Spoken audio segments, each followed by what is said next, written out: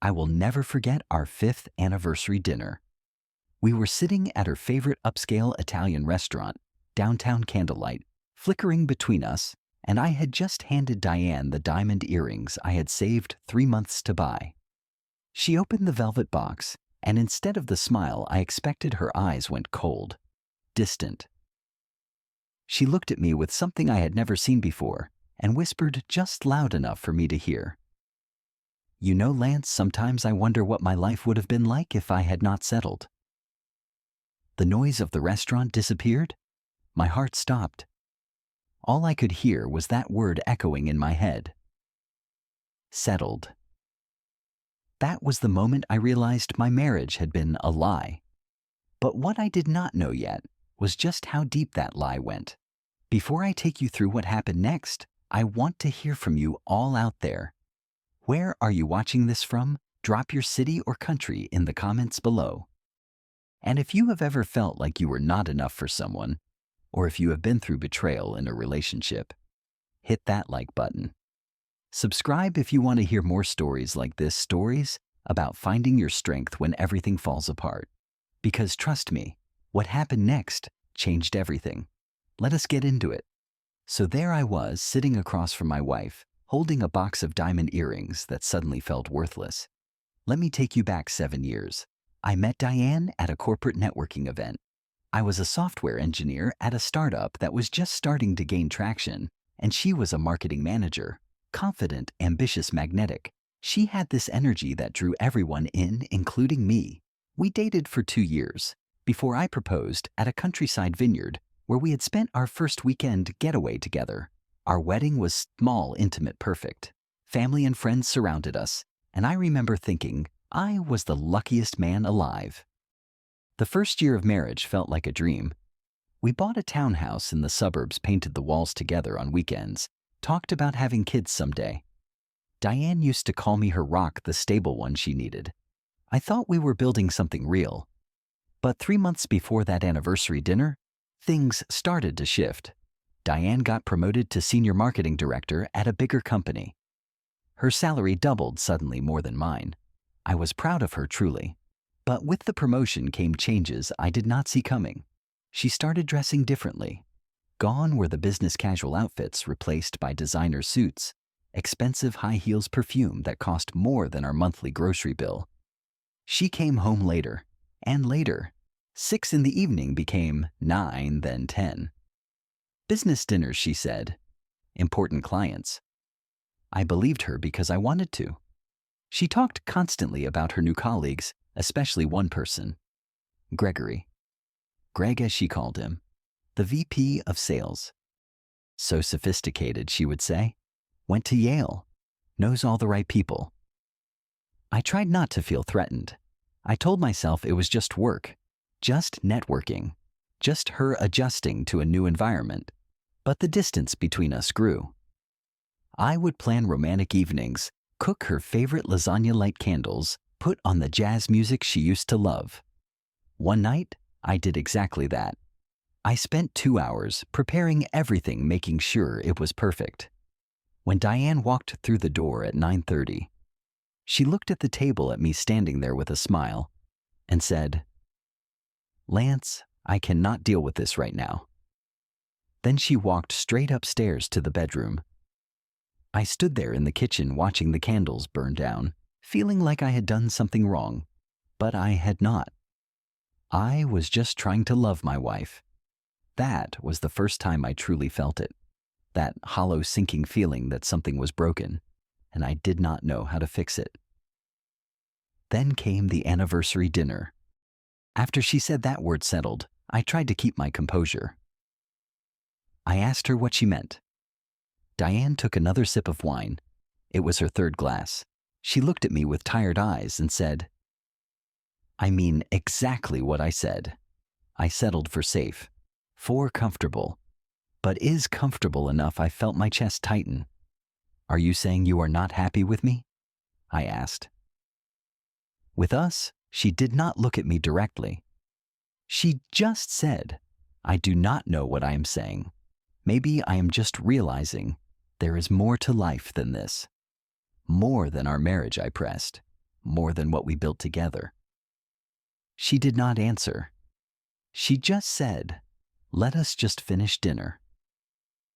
We ate in silence, the kind of silence that feels like a wall between two people who used to share everything. I paid the check and we drove home without speaking. In the car, I glanced over and saw her face lit up by her phone screen.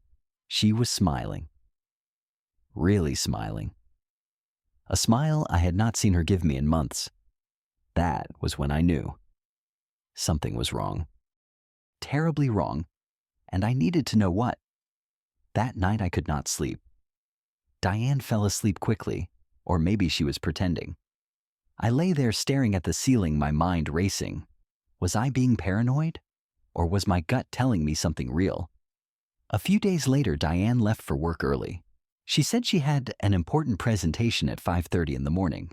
After she left, I remembered her old laptop was still in the house. We used to share passwords for everything.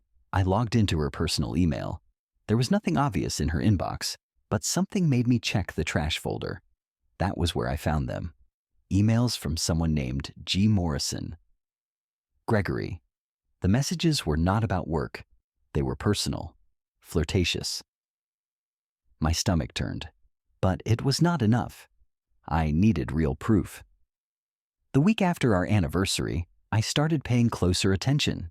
Diane said she was going to the gym more often, but when I checked our shared credit card statement, there were no gym charges.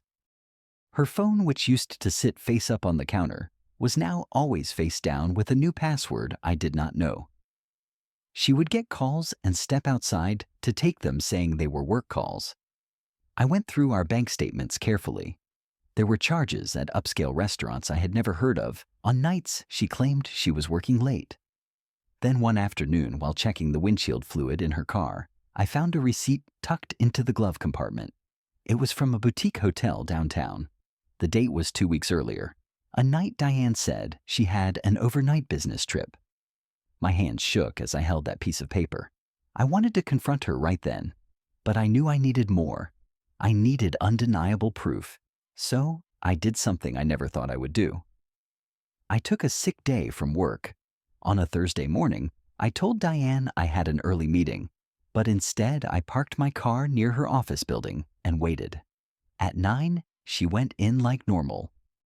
At 11:30, she came back out, but she was not dressed for a regular workday. She wore a dress I had never seen before, elegant and expensive looking. She got in her car and drove to an upscale French restaurant across town. I followed from a distance, my heart pounding. I checked her work calendar that she used to share with me. There were no meetings scheduled. At 11:45, a man walked up to the restaurant entrance. Tall silver hair at the temples, an expensive suit, confident stride. Gregory. I watched from my car as he greeted Diane with a hug that lasted too long, his hand sliding down her back in a way that made my blood boil. They went inside together. I could not just sit there. I parked and walked into the restaurant, asking for a table in a corner where I could see them, but they would not notice me. I sat down pretending to look at my phone, but really I was watching. Diane was laughing, really laughing, the way she used to laugh with me years ago. Gregory reached across the table and took her hand. She did not pull away. She just smiled, her cheeks flushed. I took photos with my phone, my hands trembling with anger and heartbreak. At 1:30, they left the restaurant together. In the parking lot, Gregory kissed her on the cheek, so close to her mouth, it might as well have been her lips. Diane giggled, actually giggled like a teenager. I sat in my car and let the tears come. Then I wiped them away and made a decision. I called a private investigator. His name was Jake. I met him at a coffee shop the next day and showed him what I had. He nodded, took notes, and said he would get me what I needed. 2 weeks later, Jake handed me a USB drive. On it were photos and videos with timestamps and locations. Diane and Gregory meeting at least twice a week, entering the same boutique hotel downtown on 3 separate occasions, staying for 2 to 3 hours each time. Videos of them kissing passionately in a parking lot. Every image felt like a knife to my chest. But as I sat alone in my home office, going through the evidence, something shifted inside me. The shock faded. What replaced it was clarity. My marriage was over. It had been over for a while. I had just been the last one to know, but I also felt something else. Rage. Not just because she cheated, but because she made me feel like I was not enough, like I was something she settled for. She did not just betray me, she humiliated me, and I was not going to let that stand. I did not want to confront her in private. I wanted the truth to be public. Why? Because Diane had spent months making me feel small in front of our friends. That settled comment at the restaurant was not the first time. She had made subtle jabs at dinner parties, rolled her eyes when I spoke, dismissed my accomplishments. So I made a plan. In 1 week, there was a birthday party for her best friend Harper at Harper's house. Diane had already confirmed we would go. That would be where I would confront everything. I copied all the evidence onto my phone and backed it up to the cloud. I even contacted a lawyer and had him draft divorce papers just to be ready. I was done being silent. I was done being the victim. It was time to take back my voice. The night of the party arrived. It was a Saturday evening, and Diane was getting ready in our bathroom. I stood in the doorway watching her apply makeup with steady hands. She caught my reflection in the mirror and frowned. "What?" she asked. "Why are you staring at me like that?" "Nothing," I said. "Just thinking about how much has changed." She turned to face me, her expression cold. "Well, people grow, Lance. Maybe you should try it sometime." It was another small jab, the kind that had become normal. But this time I just smiled. A calm, knowing smile. She looked confused. "Are you ready?" she asked. "We are late already." "Yeah," I said. "I am ready." The drive to Harper's house was silent. Diane scrolled through her phone, probably texting Gregory while I focused on the road. My mind was clear. I had rehearsed this moment 100 times. When we arrived, the party was already in full swing. About 25 people filled Harper's townhouse, a mix of our mutual friends and Diane's colleagues. Diane immediately became the social butterfly she always was, laughing, hugging people, holding a champagne flute, like she did not have a care in the world. I stayed near the bar watching. My college friend Marcus came over. "Hey man, how is everything?" he asked. "Good," I said. "Really good, actually." He looked at me strangely. "Diane seems different lately," he said. "Like more confident." "Yeah," I replied. "She has definitely changed." Across the room, I saw Diane talking to a group of her girlfriends. Her voice was louder than usual, probably from the champagne. One of them said, "Diane, you are glowing." "What is your secret?" Diane laughed and said, "Just finally. Living the life I deserve, you know." Another friend chimed in, "Aw, Lance must be treating you well." Diane paused. Her smile faltered for just a second. "Yeah," she said. Something like that. I knew it was time. If I waited any longer, she would control the narrative like she always did. I had to act now. At 8:30, after Harper opened her birthday presents and everyone was relaxed in the living room, I walked to the center of the room with my drink in hand. "Hey, everyone," I said loudly enough to get their attention. "Can I have your attention for a second?" The room went quiet. People turned to look at me. This was not something I usually did.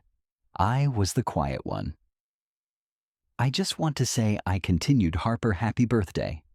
And I am glad we are all here tonight. Because, well, I have something I need to share." From across the room, Diane's eyes went wide. "Lance," she said sharply. "What are you doing?" "I am just being honest, Diane," I said, looking directly at her. "Something we should have been a long time ago." I turned back to the group. "So 5 years ago, I married this woman. I thought we were building a life together. Turns out I was wrong." Gasps rippled through the room. Diane pushed through the crowd toward me. "Lance, stop this right now," she hissed. This is not the place. Oh, this is exactly the place, I said. Because you have been telling everyone how unhappy you are with me. How you settled, have you not? Her face turned red. That was private, she snapped. You have no right. Private, I said. You said it at a restaurant full of people. You have made me feel small in front of our friends for months. One of our friends tried to intervene. Guys, maybe we should talk about this later. But Diane exploded. You want to know the truth, Lance. She yelled, her voice shaking with emotion. Fine. I do regret marrying you. You are boring. You are safe. You are nothing compared to. She stopped herself, realizing she had said too much. Compared to who, Diane? I asked calmly. Compared to Gregory. The room went completely silent. Diane froze. What? She whispered. How do you? I know everything, Diane.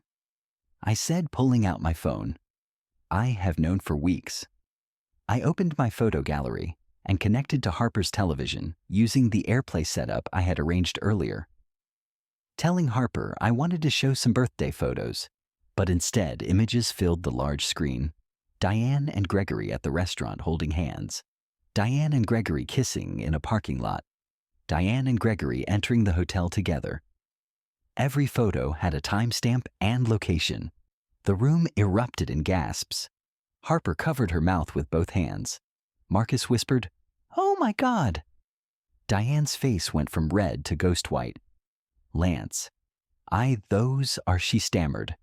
Evidence, I said, of your affair with your VP of sales for the past 3 months.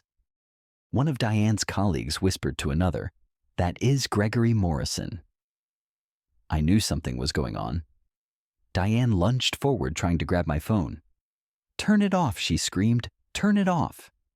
I stepped back, keeping the phone out of reach. Why, I asked. Is this not what you wanted? To not be with someone boring, to be free. Diane was crying now, her mascara running down her cheeks.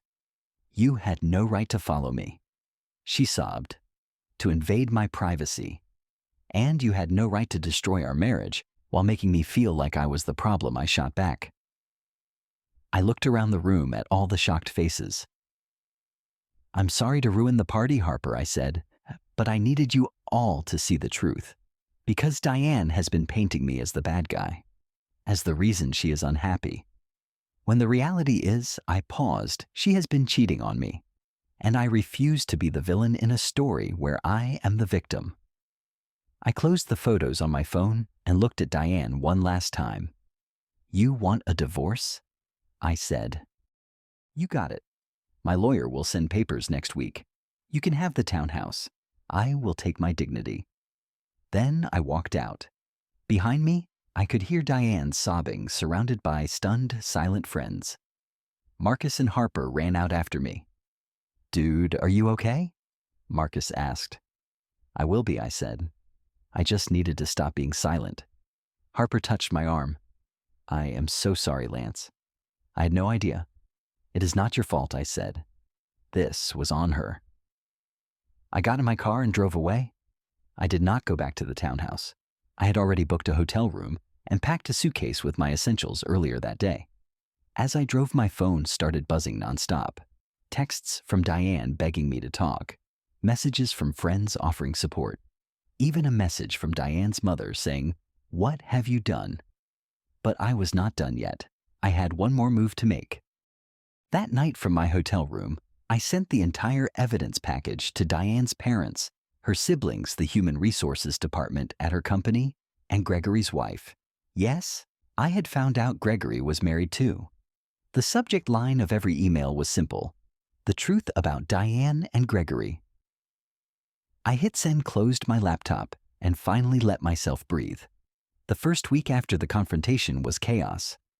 I stayed in the hotel for 3 days before moving into a small apartment I rented short-term.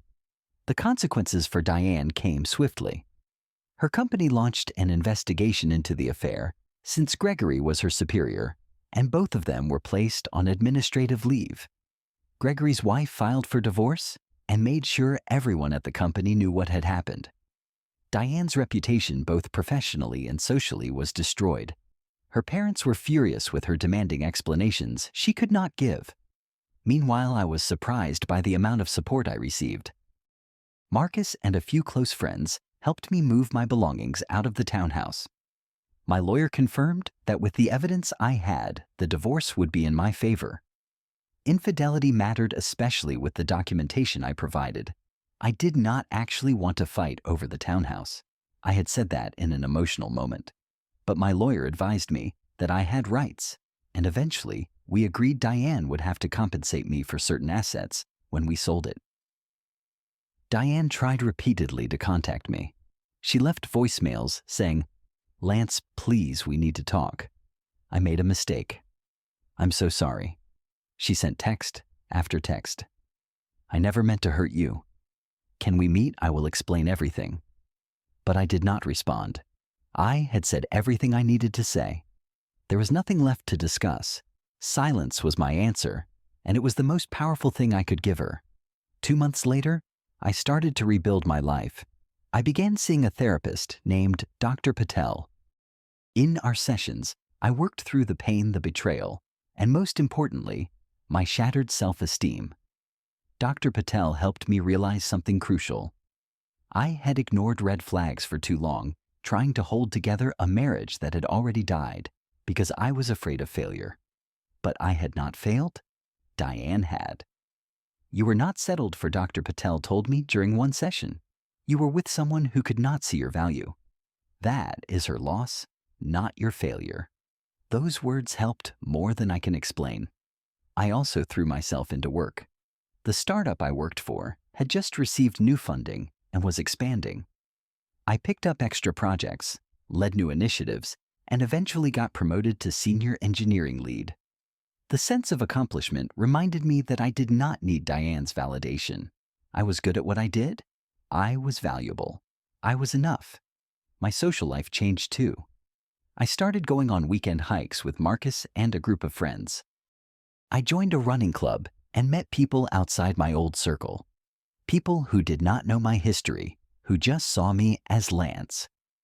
One Saturday morning at a coffee shop near my office, I accidentally bumped into a woman, and she spilled her latte all over my shirt. She apologized profusely. Her face red with embarrassment, and we both started laughing. Her name was Amy. We talked for 20 minutes, exchanged numbers, and I felt something I had not felt in a long time. Hope. I was not rushing into anything. I was taking my time, but it was nice to be reminded that there were people out there who could see me, really see me, for who I was. Through mutual friends, I heard updates about Diane. She had resigned from her company under pressure. Gregory's wife had taken him for everything in their divorce, and Gregory cut off all contact with Diane. Turned out he had only wanted an affair, not a real relationship. Diane moved back in with her parents, trying to piece her life back together. When I heard all this, I did not feel satisfaction or schadenfreude. I just felt indifferent. She no longer had any power over me. Her choices, her consequences, her life. It was not my problem anymore. 6 months after the confrontation, the divorce was finalized. Diane and I met one last time at my lawyer's office to sign the papers. She looked exhausted, older somehow, like the weight of her decisions had aged her. As we sat across from each other, she said quietly, "Lance, I really am sorry. For everything." I looked at her, and I did not feel anger anymore, just sadness for the years we had wasted. "I know you are," I said, "but sorry does not undo the damage." She looked down at her hands. "Do you think you will ever forgive me?" she asked. I thought about it for a moment. Maybe I said, "Someday, but not for you. For me. So I can fully move on?" We signed the papers in silence. Our hands did not touch. There was no final hug, no dramatic closure, just an ending. Clean and final. A year after that confrontation night, I sat on the balcony of my new apartment. I had upgraded from the short-term rental to a place I actually loved with a view of the city. and enough space to feel like home. As I looked out at the lights, I reflected on everything that had happened. The betrayal had devastated me, yes, but it had also liberated me. I had spent years in a marriage where I constantly made myself smaller to accommodate Diane's needs, her ambitions, her ego. The confrontation was not about revenge, though it might have looked that way. It was about reclaiming my voice. It was about refusing to be silent while someone rewrote history to make me the villain. I was not boring. I was not someone to be settled for. I was with someone who never appreciated what real love actually looks like. Real love is not about status or sophistication or Yale degrees. It is about showing up. It is about effort and loyalty and choosing someone every single day. I had done that. Diane had not. I also learned something important about forgiveness. Forgiving Diane did not mean going back to her or excusing what she did. It meant letting go of the anger so it would not consume me. I forgave Diane not because she deserved it, but because I deserved peace. And I had found that peace. I was thriving in my career. I had a small circle of true friends who had my back. I was still cautiously dating Amy, taking things slow but enjoying the journey. Life was good. Not perfect, but good. And that was more than enough. If you are in a relationship where you feel like you are not enough, where someone makes you feel small, leave. Do not wait for proof of betrayal. Do not wait for them to change.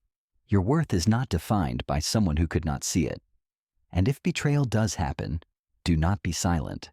Do not protect someone who did not protect you. I exposed my wife's affair because I refused to be the villain in her story anymore. And you know what? I would do it again. Sometimes the best revenge is not revenge at all. It is living well. And I am just getting started. So let me ask you this. Have you ever been in a situation where you had to choose between staying silent or speaking your truth? What would you have done in my place? Drop your answer in the comments below. I want to hear your stories, your perspectives, your thoughts, and if this story resonated with you, if it reminded you that you deserve better, hit that like button.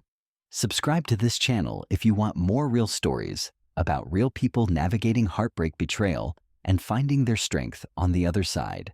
Share this video with someone who needs to hear it, someone who might be going through something similar and needs a reminder that they are not alone. Thank you for listening to my story. I hope it helps you in some way, whether you are going through something now or you just needed a reminder that you are stronger than you think. Take care of yourselves out there. You deserve love that does not make you question your worth. You deserve peace, and you deserve to live well.